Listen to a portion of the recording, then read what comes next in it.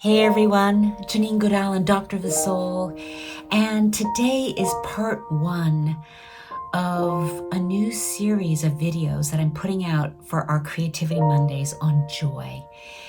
There are going to be 4 videos, and in each one I'm going to name a pathway back to joy.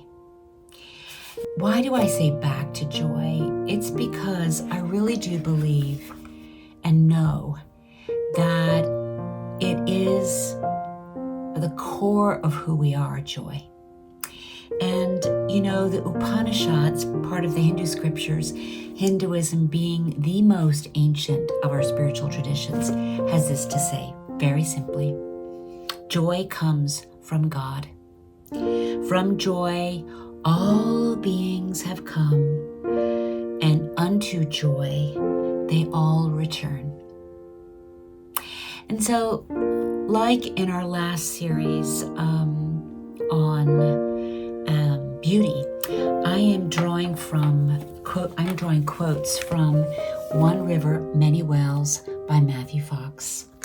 I believe everyone should own this book, but I'm giving you a few of his beautiful gifts, the quotes he shares in this book on joy, and going to unpack them a bit for us. And so this first one, yes, joy comes from God. And yet so many of us, that are white people, we don't really know joy, I'd say. And the reason that I say that is because I have had the great blessing of traveling really to so many of the continents and spending time deeply with people of other races. And I'm now going to share a poem that Matthew gives us at the end of his chapter on joy from the Aboriginal poet Kath Walker. And this is what her poem, which is called The Unhappy Race, has to say. White fellow, you are the unhappy race. You alone have left nature and made civilized laws. You have enslaved yourselves as you enslaved the horse and other wild things. Why, white man? Your police lock up your tribe in houses with bars. We see poor women scrubbing floors of richer women. Why, white man, why? You laugh at poor black fellow. You say we must be like you. You say we must leave the old freedom and leisure. We must be civilized and work for you. Why, white fellow? Leave us alone. We don't want your collars and ties. We don't need your routines and compulsions. We want the old freedom and joy that all things have but you.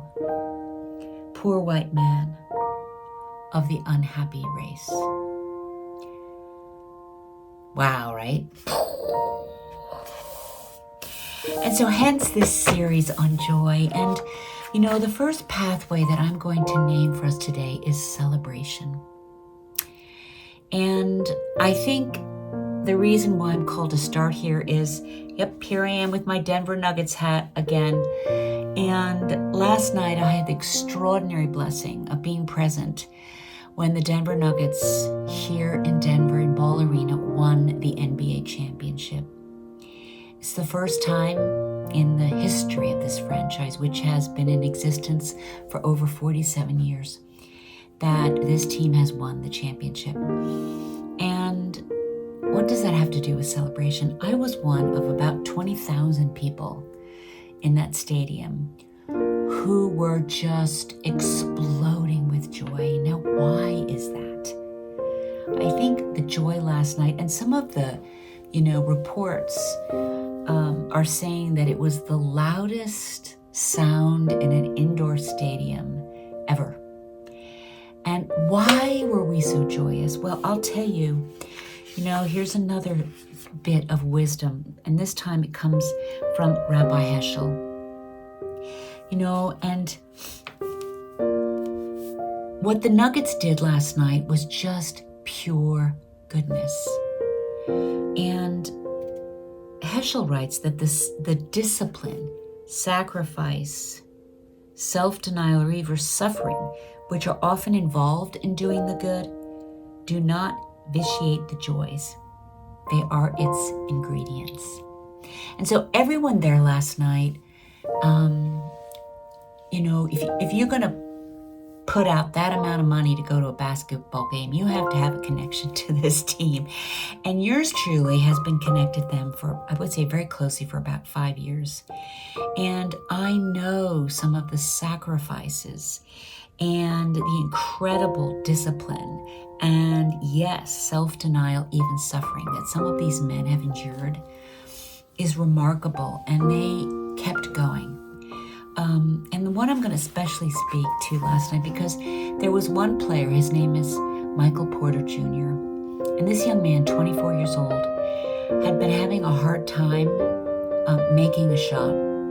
And last night, he made this beautiful three-point shot. So, hitting the basket from far away, and it went in.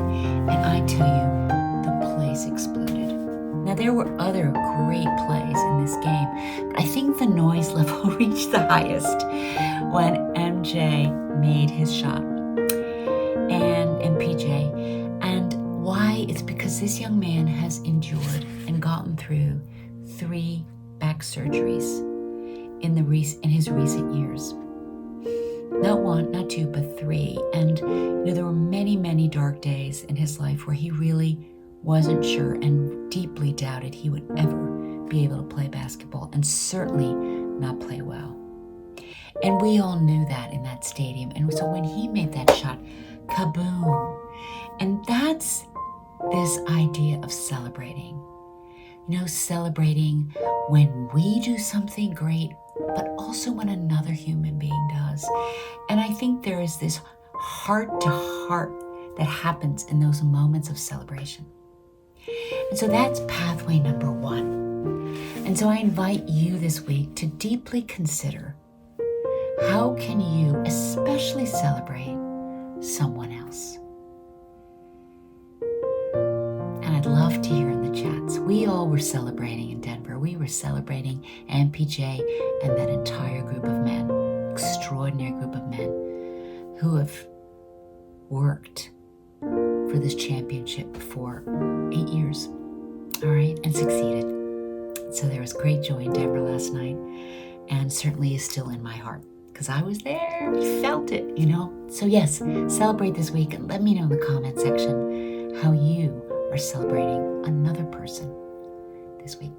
And I will see you next week for part 2, pathway number 2,